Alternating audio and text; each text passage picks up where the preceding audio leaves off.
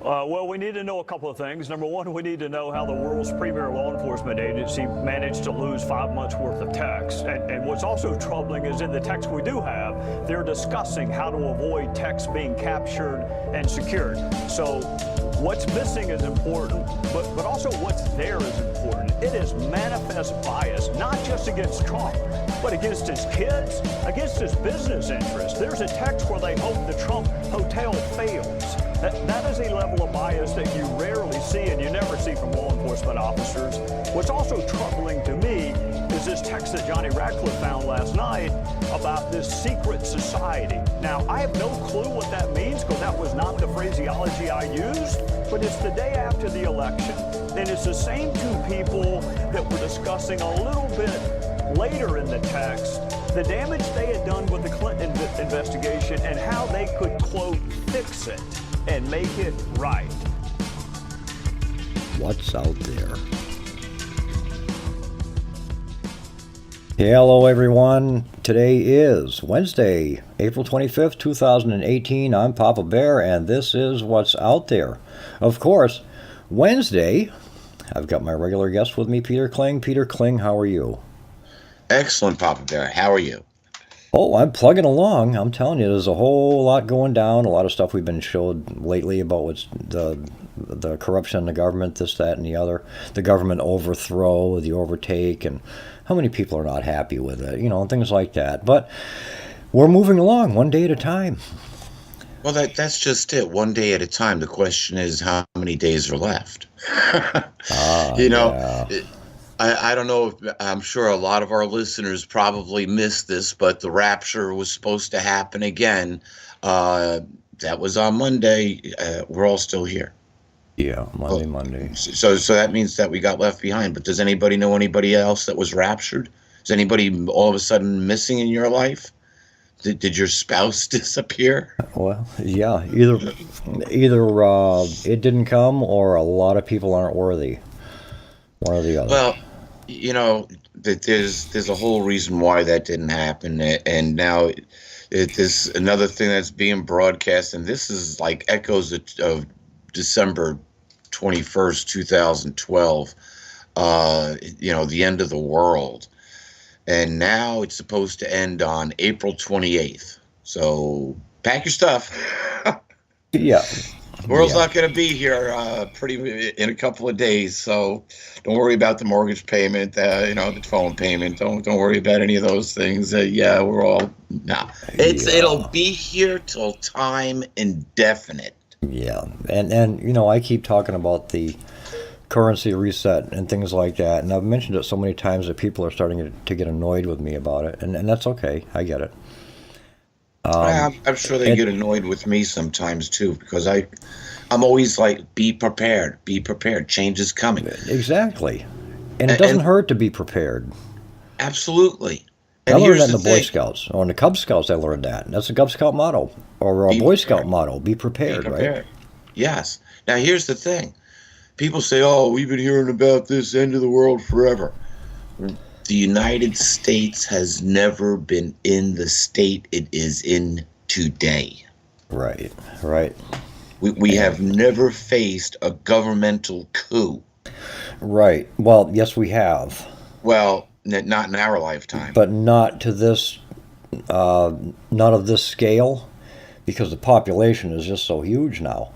And there's so much going on and so many networks out there, but it was never at this scale. Of course, we lost the war the Civil War. We lost that. We went back to the bankers, which is another reason why our first attorney president got taken out, Lincoln, and it was then that the United States, the country itself, was dissolved. And it was never brought back. So we've had problems with the government and the government structure since 1871, when the United States was created. And then, of course, the Trading with the Enemy Act and, what is it? That was General Order 52, right? the Trading with the Enemy Act. This is your expertise. Yeah, that's also in 12 United States Code. But yeah, the Trading with the Enemy Act deals with financing and things like that. And of course, since we've been declared the enemy, now we fall under the Trading with the Enemy Act and General Order 50, which is also comes in with the. Oh my goodness, I'm kind of rusty at this. With the rules of usufruct, okay, user of the fruit, okay, one person owns it, somebody else uses it, and you hold it in title only, which is what we're doing. We just haven't been informed, and of course we're thrown with responsibilities that aren't ours, so of course they penalize us for this and say, well, you're not good stewards and you have to leave the property now, you know? Well, yeah, and we don't own what we think we own. So we have a title of land, but I think that a lot of people tend to forget that the United States declares eminent domain. Right. So you get to hold the land that we have a house built on or that we're living upon. But regardless, it's owned by the United States. Right. We're basically renting it from them. And you are, because on your deed, you'll also notice that you are listed as a tenant. You're not the owner, you're the tenant. Unless, of course, you're like some people who have gone through the extras and gotten the land patent and filed those accordingly. But then again, I mean, I was talking with a guy yesterday. This guy, I mean, he's Constitution all the way, you know. And he surprised me. He says, if you were going to rewrite the Constitution, how would you do it? So I had to pose the question, have you been sitting close to Wi-Fi? Are you creating a new state? What's going on? Because the Constitution we have is just fine. We need to enact it. We need to start using it again. You know, we need to reestablish it. You know, the only thing that I could say is that if I was going to rewrite a constitution, I wouldn't. You know, exactly. I would either eliminate the Constitution totally and just go by we have God-given inalienable rights. That's what it is. I mean, the Constitution is protections. Yeah, and then live in harmony with that way. It's the government's duty to us. It has nothing to do with us. We just move along. That's their duties. What they owe us, they're bound by that. You know, it's an interesting time that we live in, just from the different circumstances that are going on, but particularly with all of the corruption that is being uncovered in the government. And that seems to be the topic of the day. And I look at what's happening in the government, and I look at what's going on in biblical prophecy, and I draw a conclusion. Now there's one big advantage that I have above my biblical scholar peers, and that is I never was indoctrinated with religious dogma. Right. So I learned the sciences, and that therein makes the difference. But it's not that somebody decided to teach me the Bible and that I decided to become a scientist. I was driven. Right. You see, a 9-year-old child realized one day that he had the capability of seeing into the future. And that scared the hell out of him enough, and it caused a paradox so that he wanted to learn how it was possible. And the only place I knew at that time where children could see it were being used by, quote, God, was the prophet Samuel. But here I was in the 20th century. It was like, come on, I'm just a kid. So was the prophet Samuel, just a kid, 8 years old. He was a year younger than me at the time. Right. But it's not that I had a spiritual enlightening moment, because the spiritual door was shut and I was sent down the scientific path. So now I can come back and explain all this stuff scientifically. When I say stuff, biblical prophecy and history, I can look at it scientifically without the benefit of being indoctrinated by dogma. Right. And therein makes a difference. Therein makes a huge difference. And I changed the perspective of the Bible in 1980. It was then that I figured out that Genesis 2:21 through 23 was a record of genetic engineering. So who were the genetic engineers? Right. You see, so now all of a sudden everything changes. Right. And once we start to comprehend the reality of the situation, everything changes. Everything changes, like the levels of creation. Yes. You see, so many people just listen to what others say and never do the research themselves. Barry, you'll always hear me say, do the research, study it. The reason why is once you do it, you make it yours. It's no longer my words, they're your thoughts. Right. Exactly. And that's why that's important. So it's like, the professor gets up in front of the class and says, okay, class, read chapters, and be prepared to answer the questions on that. If you don't read, you're not going to answer. Right. See, my thing with the Bible is very simple, that Jesus only taught in parables. If he only taught in parables, then how can you take that literally? Well, you see, there are something.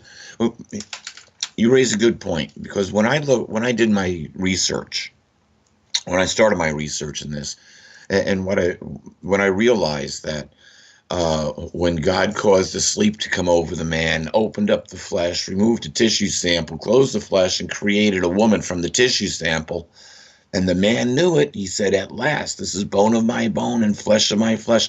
This one was taken from man. I shall call her a woman." Essentially, from the womb of man. Right. See, so, another thing that people fail to understand is that everyone has a woman chromosome. Okay. The female chromosome is always there, but they start comparing men and women. Men and women as equals. You are genetically different. Why would you try to be equal? I mean, you should celebrate your differences and take advantage of them. Yes, you're 100% correct.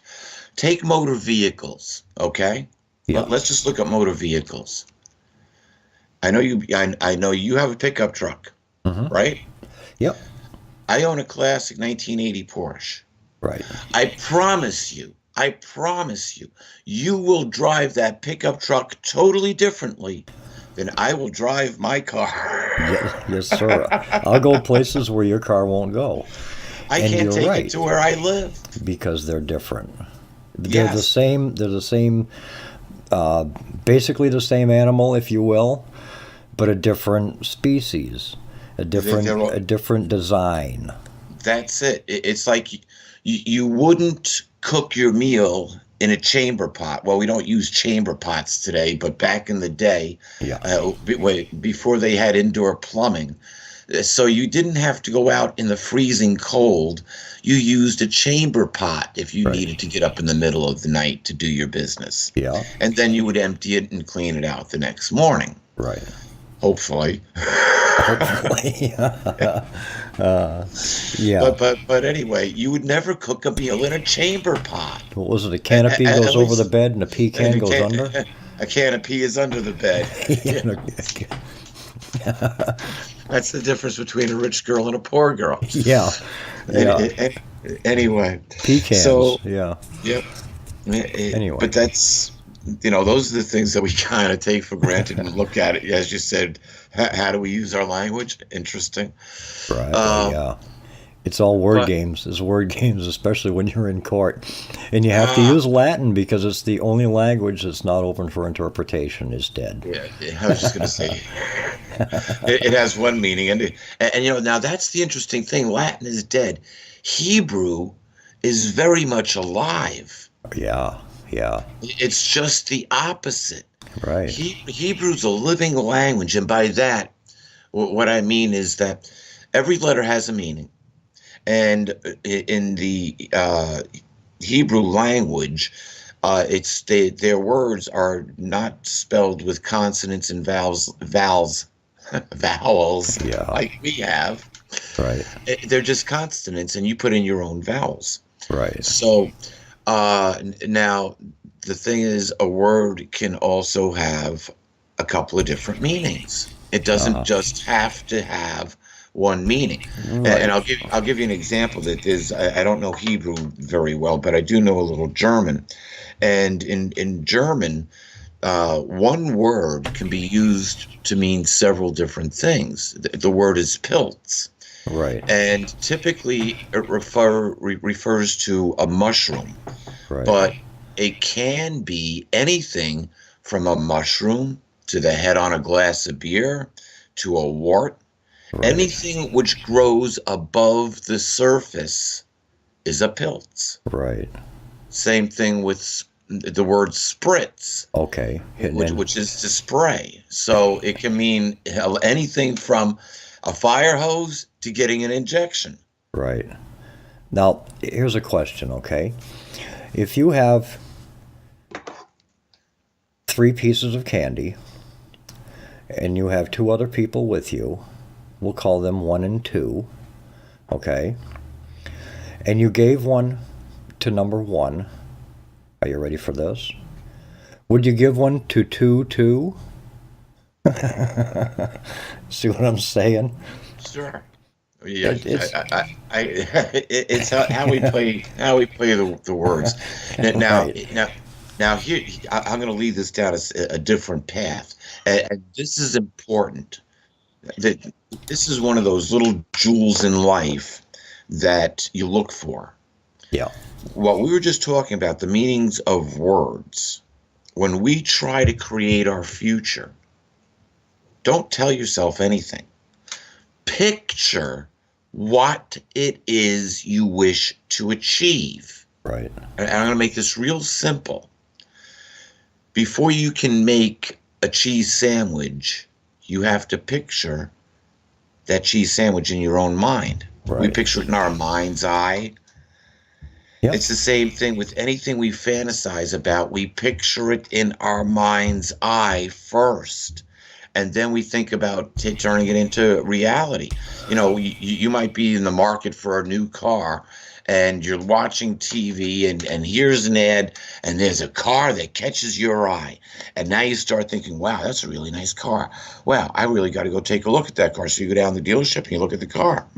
Find out the price, find out the options. You get some brochures, you go home, you're looking at it. You think about, you fantasize about it some more. You picture yourself driving it. Next thing you know, you go into the bank to get a loan to go buy that car. Yeah. But it all started as a fantasy, interestingly enough, which was implanted into our brain by someone else. Right. Yeah. We had a need for something, and someone else came along and implanted a thought, which then motivated us to take action. And therein is the secret, to take action. Right. That's why the scriptures say faith without works is dead. You may have the faith that you have the ability to do something, but if you never go and do it, what's the difference? Right. Exactly. And so when we point out all these different changes and how this government does not respect the code of laws that it was meant to live by, that it has rejected everything positive and replaced it with everything negative, it's time to wake up and it's time to take action ourselves. And that's one thing I'll consistently say, along with being prepared, create your own future. Right. Cities are going to become death traps. Right. They will. Yeah. I promise you. Oh, yeah. Yeah. Thing is, I've always lived life like the future isn't promised. You know? No, it's not promised. The future is not promised. The future is what we make it. And if we don't make a future for ourselves and our family, trust me, someone is making that future for us. Right. Right. You don't think so? Look around you on your morning commute to work or morning commute from work. Yeah. I bet you there are a zillion cars around you, and all of your futures have been created by someone else. Right. See, the thing is, where I was never, in my mind, I was never given or promised a future. I've always lived in the present. And that's my flaw. Although now I have prepared for the future in case, but I haven't done it for myself. I did it for my other family members, like my sister and my brother. Well, here's the thing, Barry. We can't live in the future. Right. We can only create the future. We have to live in the present. If we're not living in the present, then we're dead. No, I get it. Right. So maybe I worded that wrong. I probably did. No, but I totally get what you want. What you see in your situation, and it was in my situation too for so many times. And we do things without realizing the mechanism of how we actually accomplish it. Because I can honestly say, except for a very short list, everything that I've ever just decided I wanted to do in life, I mean, truly decided to do, and decision to decide means to cut off all possibilities. You see, when we decide something, that's it. We cut all the rest is cut off. We're focused on one option now. Yep. And everything that I've decided to do, I've accomplished. Now, if I would have just stopped at the first thing, I would have had a very boring life. Yeah. And so we can approach life in a couple of different manners. Right. Go tubing. Have you ever gone tubing or whitewater rafting or whitewater tubing? No. I was the grease guy. I'm not the water guy. I'm the grease guy. Yeah. Although I was born in New Jersey, I was fortunate enough to grow up in the mountains, in the Smoky Mountains of North Carolina, and I loved that it actually became home to me. Yeah. And there's not a whole lot to do in rural areas. There just isn't. No, there isn't. And up here in Maine, people go down to the swimming hole. Well, we didn't really have a swimming hole per se. We had a Class 3 whitewater river. And so for fun, what you do is you get a truck tire inner tubes and some rope and a piece of plywood and drill holes in the plywood and take the rope and lash the rope to the bottom of the inner tube so you wouldn't get your butt busted on a rock. And then you jump in the inner tube and go floating down the river. And it was like, going down a roller coaster ride.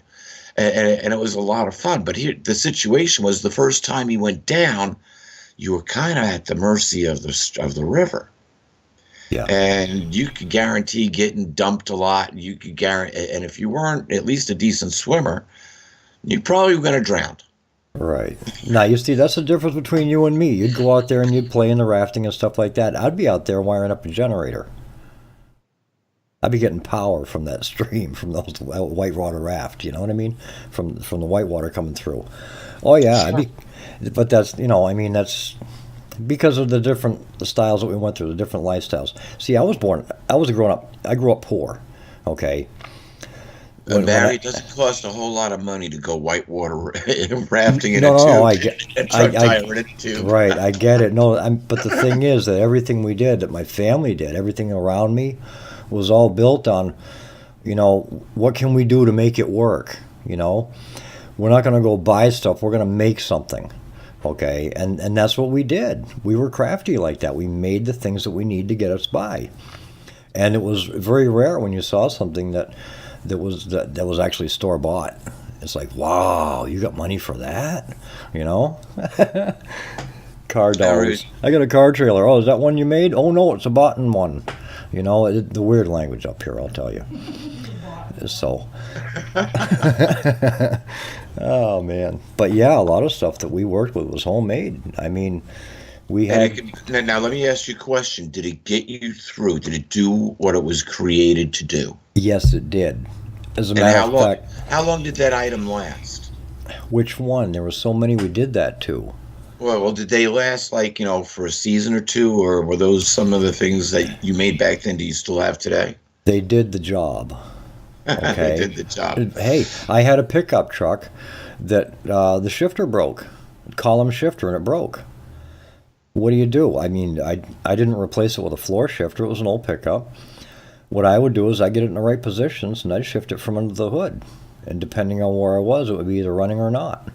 So Yeah, I'm serious. All right. I'd have to roll it backward. I'd have to roll it backwards. Shut it off and drive. Roll it backwards. Start it back up in the parking space so it would hold itself, and then yank it into park, and then go in and shut it off. And when I got ready to leave in the morning, I had to start it up, make sure it was nice and warm, and then lean over the hood, pop it down into drive. It would roll back about an inch or two, but she'd catch in the drive, and then I'd close the hood and get in the truck and I'd go. When I got into work, I'd pull up against the stop.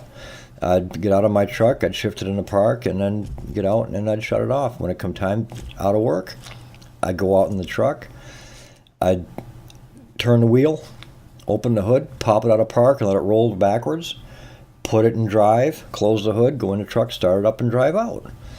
So, but this was something I had to work with for a long time. It worked. I was just going to say, it worked.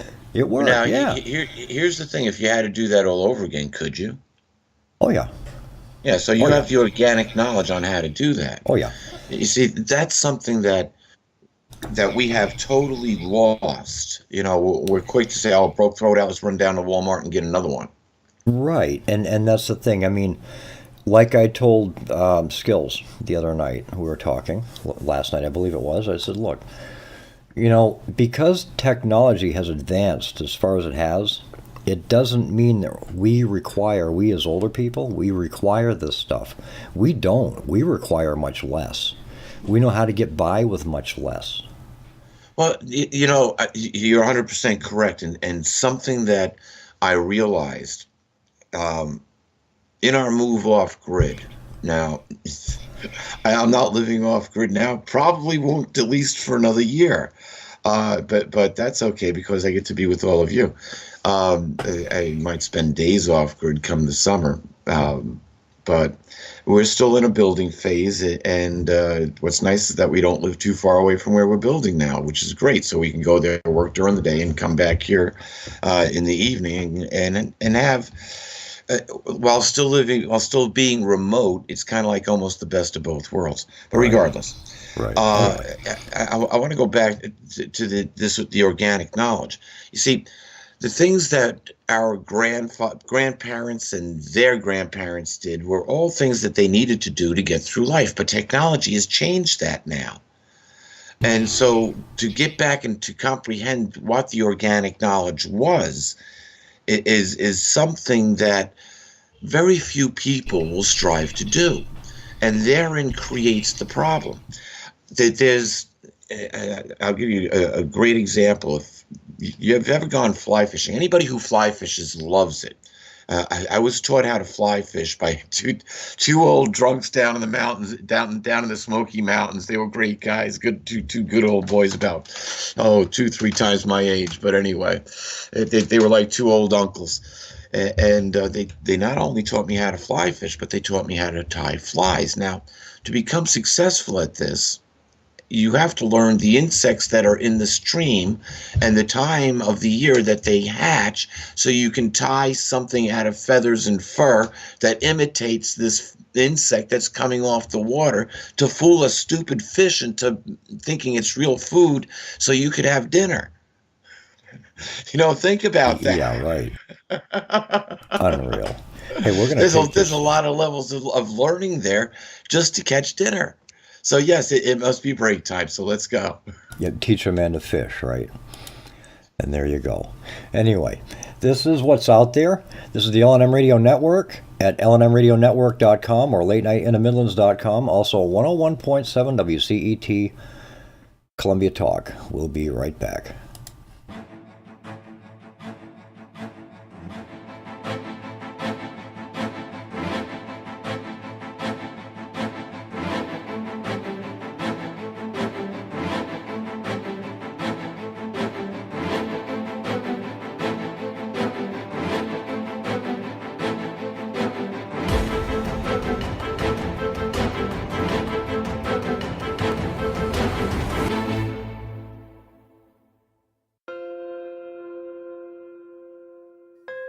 There are days that the red pill is bitter in my stomach, but I can't get it back out.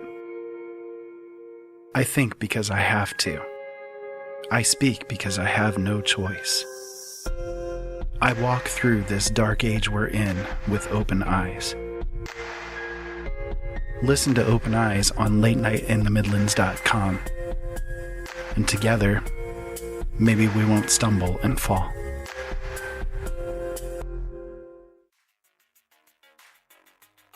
The LNM Radio Network offers a chat room for you, the listener, to connect with others whom are interested in the topics and guests that the LNM Radio Network brings to you. During the live shows, the hosts will even visit the chat room and chat with you, the listener. Click on the big red Chat and Listen button at the top of the website and join us. No subscription is needed at either lnmradionetwork.com or latenightinthemidlands.com. Why subscribe to Late Night in the Midlands, you ask? Well, I'll tell you why. Late Night in the Midlands covers everything, and through the thousands of expert guests who have joined Michael Vera on his show, come pieces of the big puzzle, which started many years ago. Michael and his guests reveal information dating back to the beginning of time. To this very moment, Michael Vera not only brings you the best guests with the best information, but Michael is not afraid to call out those who are less than honest. You see, in this day and age, we need a radio show we can count on and a radio host we can trust to expose the truth one show at a time. So become a late nighter and subscribe now. Talk radio like no other. Late Night in the Midlands, bringing the truth back to talk radio. Do you need toner for your Epson, Hewlett-Packard, Canon, Brother, Apple, or Sharp printers? Look no further than Laser Technologies. In business for over 20 years, they offer the lowest prices on toner on the web. They can also repair your laser printers and toners fast and easy. Call their expert staff today at 561-792-9600 or email us at service@laser-technologies.com for all your toner needs. All toner is shipped nationwide. Why wait? Get the lowest prices on toner. Call or email us today.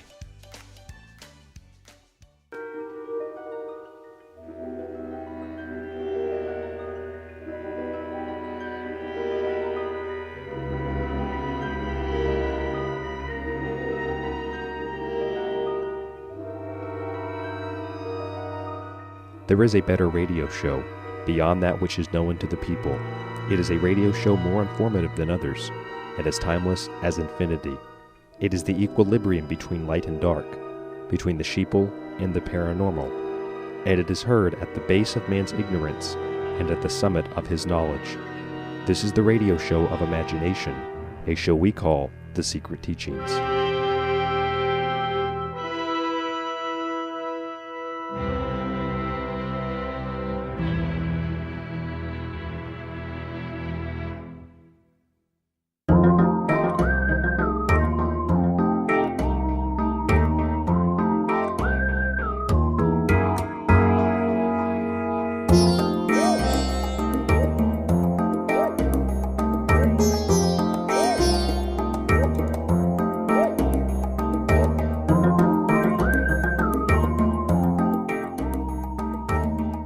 Music by Ben Sound at bensound.com.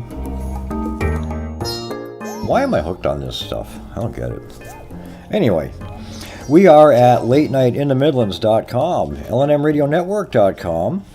We're also on TuneIn and Paranormal Radio apps and on TalkStream Live, so if you miss a live broadcast, it'll be replayed 12 hours after the live airing time on the LNM Radio Network. We also archive our shows on YouTube at YouTube channel What's Out There. Like, share, and subscribe, please. And we're also at 101.7 WCET Columbia Talk. And with that, we are back with our guest, Peter Kling. Peter Kling, welcome back. My pleasure. You know, our first half of the show, we kind of jumped all over the place, but we did cover plenty about having some organic knowledge and being prepared for the interesting times ahead. And I did mention that, yep, no rapture, and don't expect the world to end anytime soon. So yeah, now, right? This system of evil is going to end eventually. However, we've got some things to go through. And what we see happening now with all the uncovering of this lawlessness that we've seen going on, and we find that this rabbit hole is getting deeper and deeper, and more people are involved in this collusion to line their own pockets with the money that we've worked so hard for. What's going on here? Why has America been driven into the dirt? And I don't care whether North America, South America, or the United States of America, we've all been driven into the dirt. My people suffer for lack of knowledge. Very good. Excellent, excellent. So that's why we're here, to impart some knowledge. Now, there's going to be a lot of people say a lot of things about the end times, and there's going to be people that make predictions of when it's going to be. I didn't think that we'd be hanging out this long, to tell you the truth. I thought it would have come and gone by this time. However, you got to appreciate the scriptures that says the closer we get to the end, the brighter the light becomes.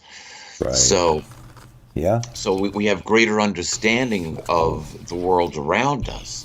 Okay. Now, what we're going through right here in this time period that we are in is the fulfillment of 2 Thessalonians, the 2nd chapter, and the exposing of the man of lawlessness.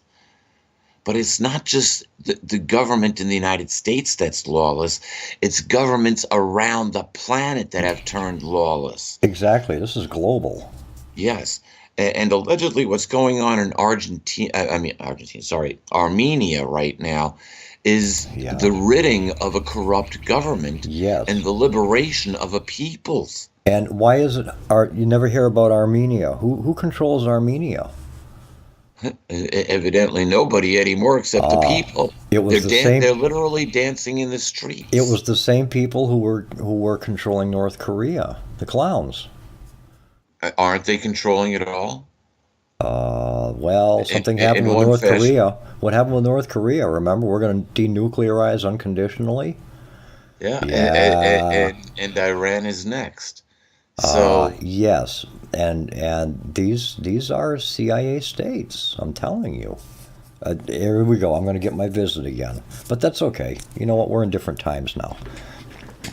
Yeah, we sure are, and you can't blame the whole agency, because it's so compartmentalized that you could literally have two people working in cubes next to each other on the same project, and because it's so secret, neither one of them can discuss it with the other one, and they're both working on the same project. And then there's another spy that's watching those two guys to make sure that they don't talk. You know, with a voice as insignificant as mine, I don't think that I'm going to be reeling in any big fish with my little show here. Not at all. That's all left to people within the system to pull this off. We can only educate those who are listening and hopefully gaining some knowledge by what we say. But now, here's the thing.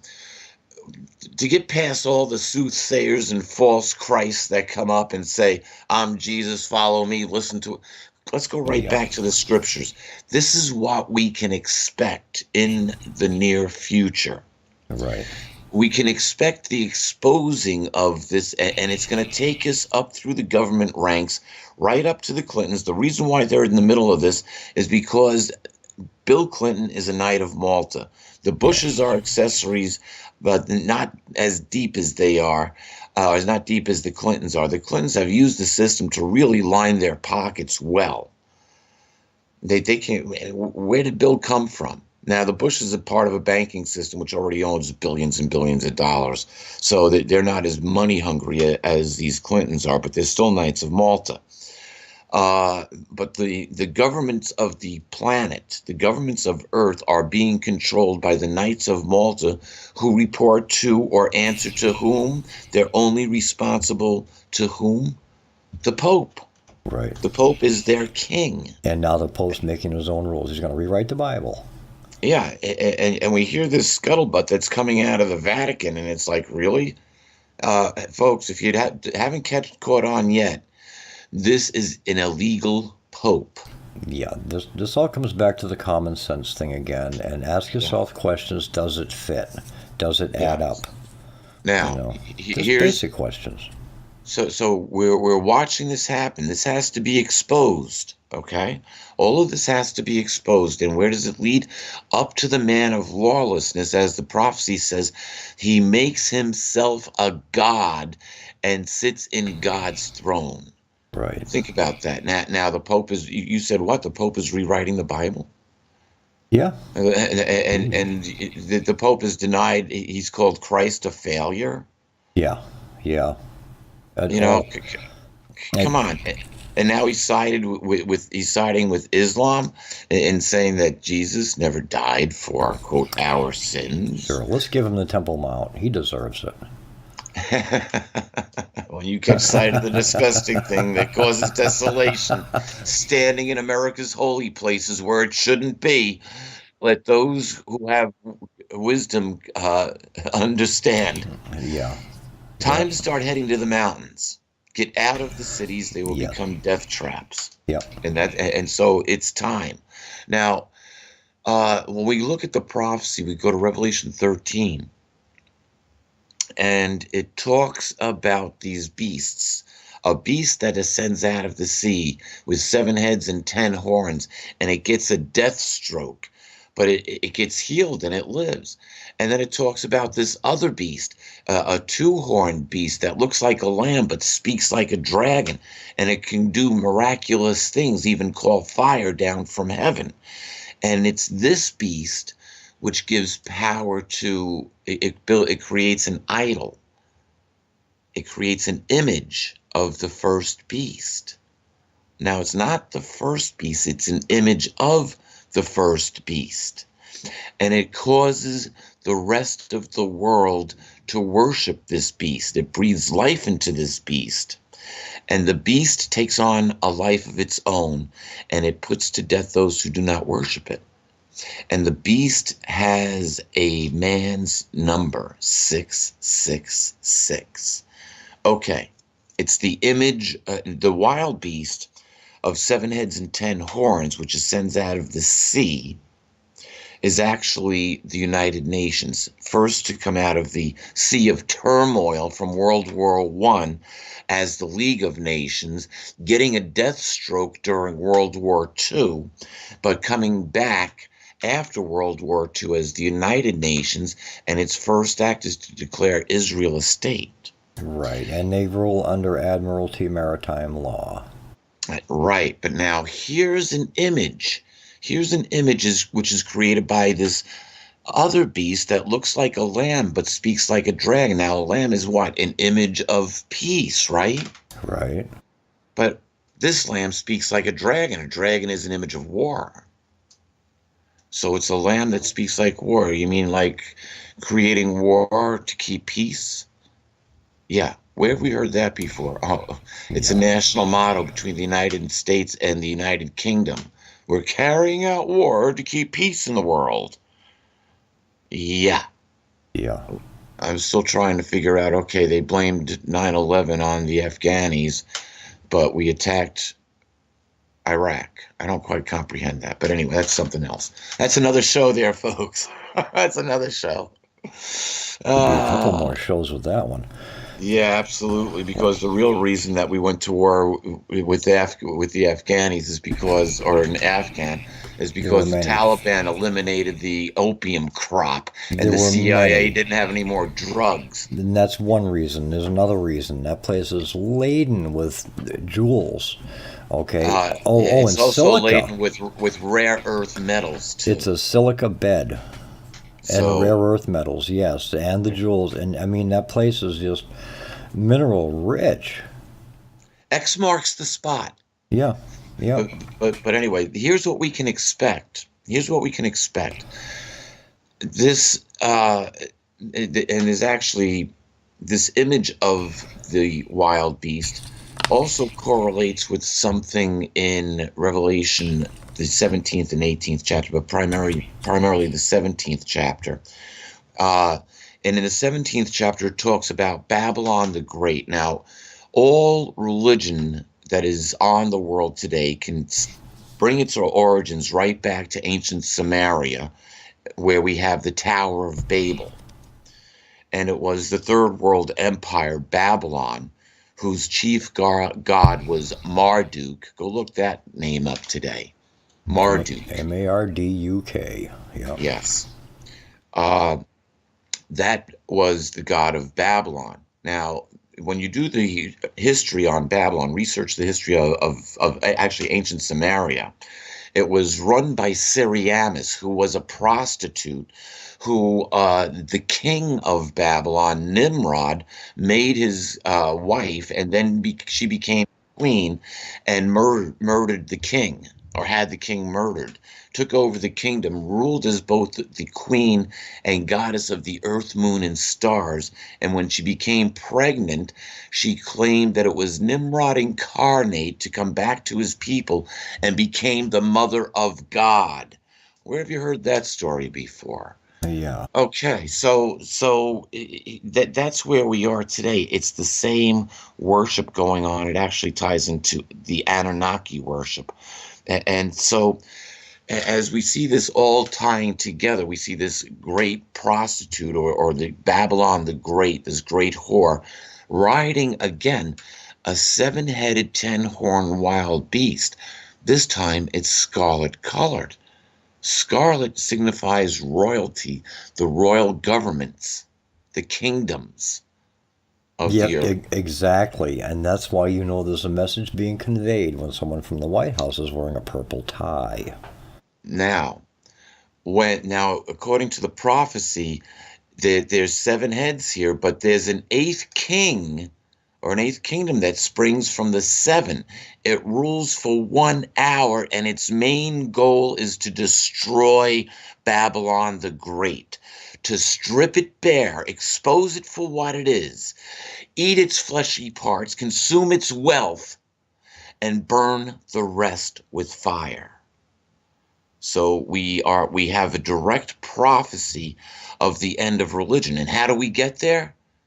Child trafficking, human trafficking is the second most profitable enterprise on the planet, right behind drug trafficking. And that's coming apart. The wheels are falling off. Right. And how many pedophile priests do we have? Never mind pedophile priests. Oh my God. I mean, you're talking right in the population. Right in the population. You're talking California, New York, D.C., all of it. You know? Barry, when I lived in Pennsylvania, I was watching the news one night, local news. Okay, so this wasn't the mainstream media. And they were interviewing a police chief in a neighboring town. And they asked him what was, the biggest crimes that they were facing. And he said, as a community, their number 1 crime was opiate related. Their number 2 crime was child molestation, or essentially pedophilia related. Wait a minute. This is the local town police that's talking about number 1, opium, number 1, drugs, number 2, pedophilia.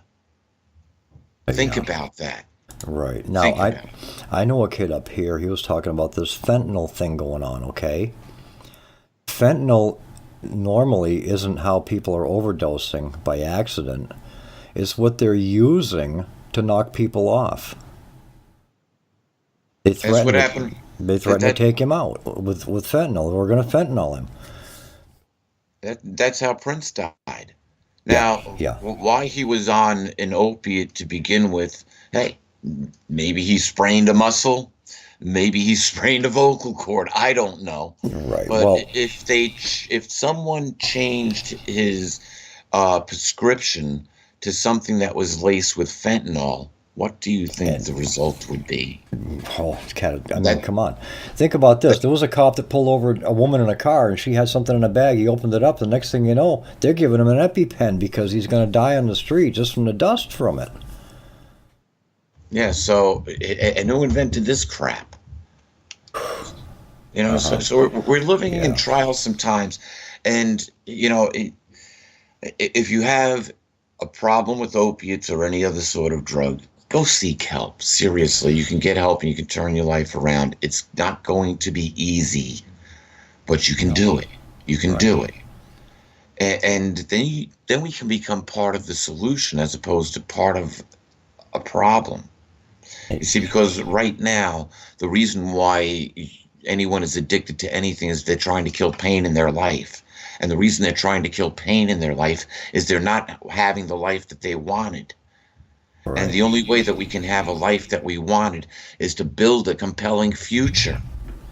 And the only way that we can build a compelling future is to have accurate knowledge.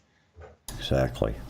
And so it all starts with a comprehension of the world around us and a drive to help others.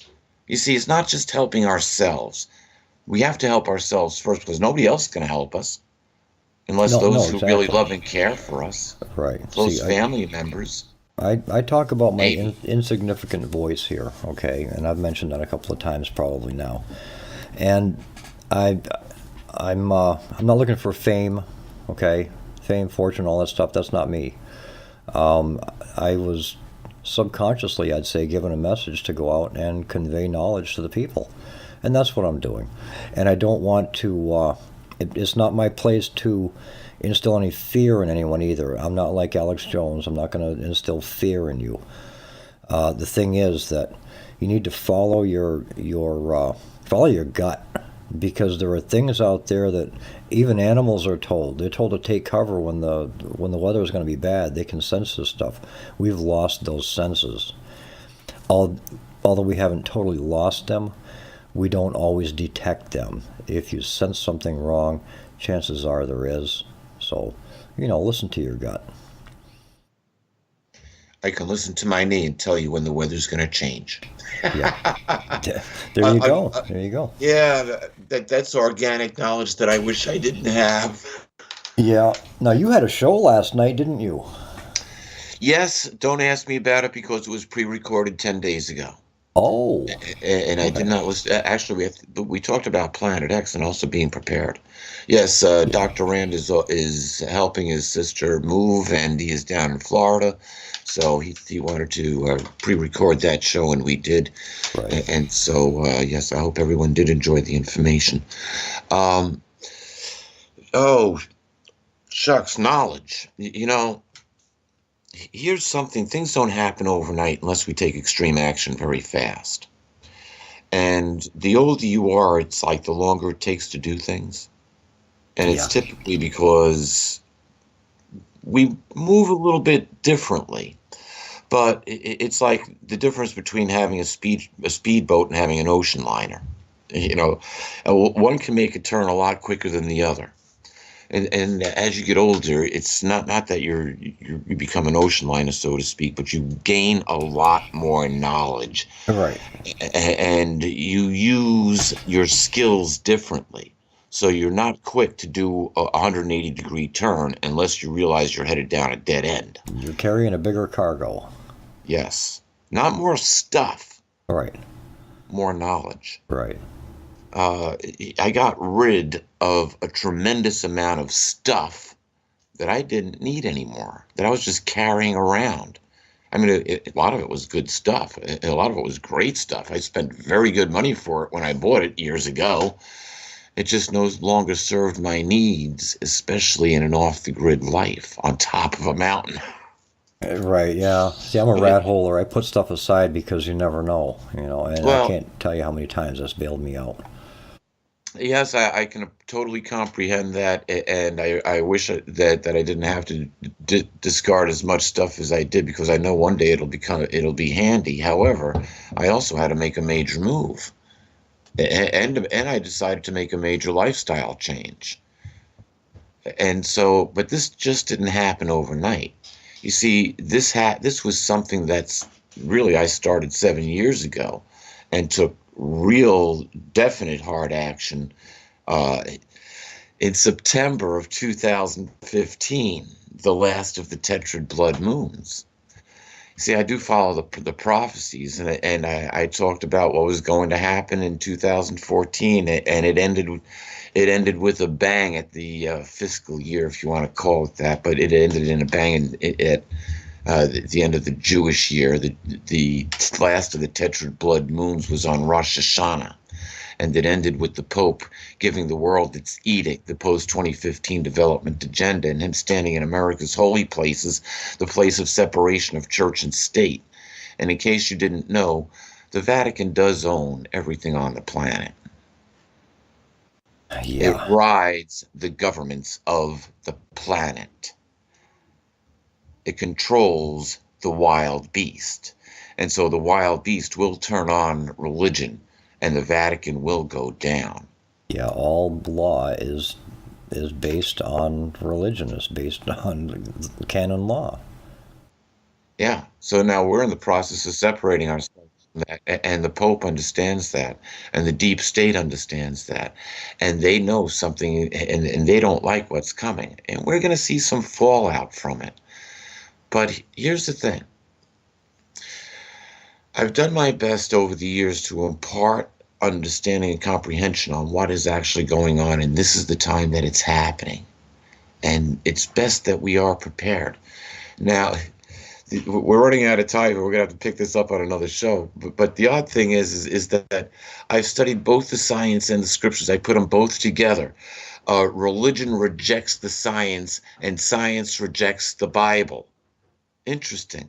But there's this thin margin of people who seek truth, who hear these words and act upon them because they're logical and they make sense. And these folks use their comprehension. They listen to the words, they see what's going on in the world, and they take action. Take action in your life. And with that, I'm going to turn the show back over to you, Papa Bear. Thank you very much for the Wednesday morning forum here and being able to reach some more folks.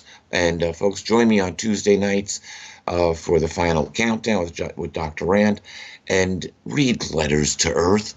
The future is yours. You can find it at BarnesNoble.com, Amazon.com, or ask your local bookstore to please order it from them. It's published by Neely Worldwide Publishing, and they also help produce Late Night in the Midlands shows. They help produce mine, so thank you very much. Have a fantastic day, and love and blessings to all.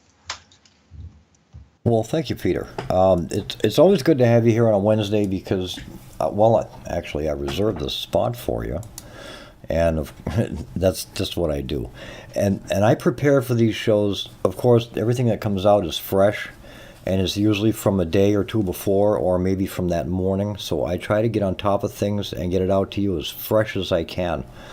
There's nothing worse than receiving late news and saying, "Oh, geez, Pop, you're giving me stuff I already heard about," So I don't need that. But anyway, I've been called to do this show, not for fame, not for glory, not for money, but just to get some information out. And I hope that it's working. I hope that everybody likes what I'm doing, and that you will actually come back and listen again. We're at LateNightInTheMidlands.com, LNMRadioNetwork.com, 101.7 WCET, Columbia Talk.